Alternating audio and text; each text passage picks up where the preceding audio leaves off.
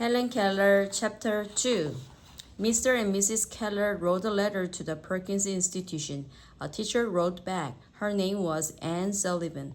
Friends called her Annie. Annie agreed to come and live with the Kellers and to teach Hellen. Hellen was now almost 7 years old. On March 3, 1887, Annie moved to Alabama. It would turn out to be the most important day of Helen's life. As a child, Annie had been almost blind herself. Luckily, several operations helped her see again, but Annie never forgot what it was like to be blind. She hoped she would be able to help young Hellen.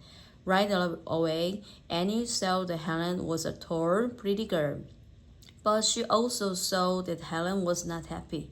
She almost never smiled.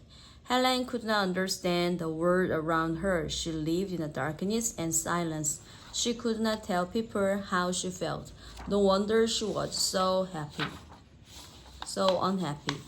At first, Hellen was not a good student. She did not obey Annie. Hellen was used to having her own way. Her parents had allowed her to act out. They never punished her.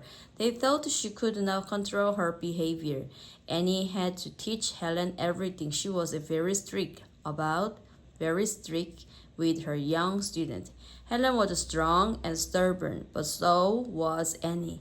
Sometimes Hellen pinched or hit Annie. When Hellen hit her, Annie stopped her. Bit by bit, Hellen learned to pay attention to her new teacher. Annie taught Hellen many new things. She taught her to sit at dinner's table. She taught her to eat with a knife and fork and spoon. She taught her to dress herself and brush her hair.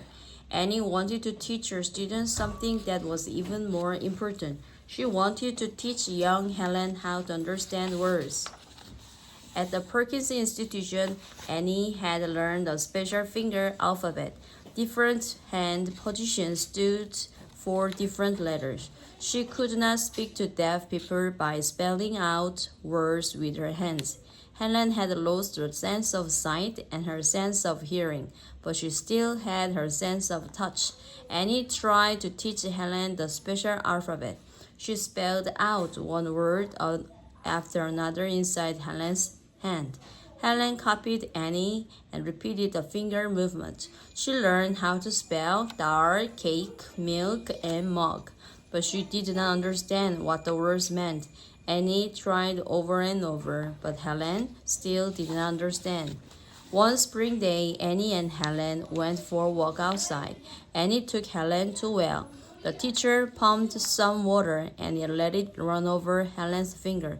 Slowly, she spelled out the word water into Hellen's palm. Then she did it again and again. Suddenly, the little girl understood. The wet liquid and the word being spelled in her palm were the same thing, water. After that, Hellen was quick to learn other words. One day, she learned 30 new words. Annie Sullivan was proud of her students. She could not believe how quickly Hellen learned. Hellen wanted to know everything. She had discovered a whole new exciting word. Annie called Hellen's progress a miracle. Her accomplishments were amazing. She had done the impossible. Hellen now knew how to express her thoughts. For the first time, she was happy. The crying first stopped whenever Annie taught her new word.